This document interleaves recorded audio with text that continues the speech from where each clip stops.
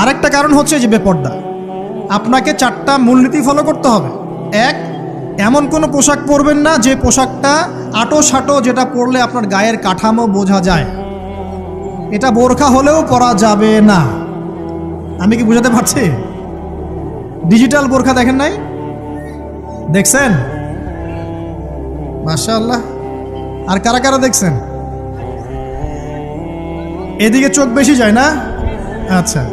2 নম্বরে এমন পোশাক পরা যাবে না যে পোশাকটা পরলে বাহির থেকে ভিতরের অঙ্গ দেখা যায়। দেখেছেন?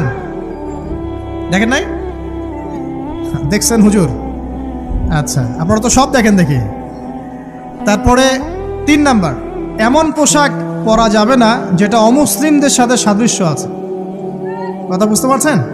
অমুসলিমদের ধর্মীয় বিষয়ের সাথে সাদৃশ্য আছে এমন পোশাক মুসলিম মেয়েদের পরা যাবে না।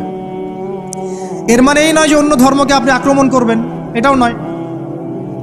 যে যার ধর্ম তাদের স্বাধীনতা মতো পালন করবে। মুসলিমরা বাধা দিবে? দিবে না। মুসলিমরা দাওয়াত দিতে পারে। কি করতে পারে? দাওয়াত দিতে পারে যে ভাই, যে লা ইলাহা ইল্লাল্লাহর কনসেপ্ট আপনাকে বুঝাচ্ছি, আল্লাহ ছাড়া কোনো মাবুদ নাই, মুহাম্মদ সাল্লাল্লাহু আলাইহি ওয়াসাল্লাম সর্বশেষ রাসূল, এই কোরআন পড়ুন, হাদিস পড়ুন, দেখুন এটাই হচ্ছে মানবতার মুক্তির সনদ।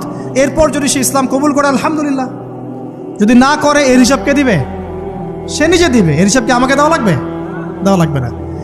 তো অমুসলিমদের সাথে সাদৃশ্য আছে এমন পোশাক চলবে না। পুরুষরা মেয়েদের পোশাক পরতে পারবে না, মেয়েরা পুরুষদের পোশাক পরতে পারবে না। জি, আপনাদেরকেই বলছি, আপনারা জিন্স পরতে পারবেন না, মেয়েদেরকে বলছি, এবং টি শার্ট পরতে পারবেন না। আপনারা ওই যে যা ইচ্ছা তাই ড্রেস পরে বলবেন যে 1000 বছরের সভ্যতা সংস্কৃতি, এসব বাজে কথা চলবে না এখানে। এটা 1000 বছরে কোনোদিনও আমাদের দাদা নানিরা এগুলা কখনো পরে নাই। পড়ছে? আপনার দাদি কখনো এরকম পরছিল শাড়ি? তো এই যে বললো 1000 বছর থেকে পরে আসতেছে নাকি?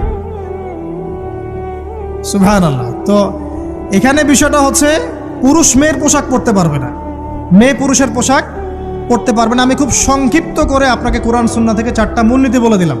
এই 4টা মূলনীতি কোরআনেও আছে, হাদিসেও আছে।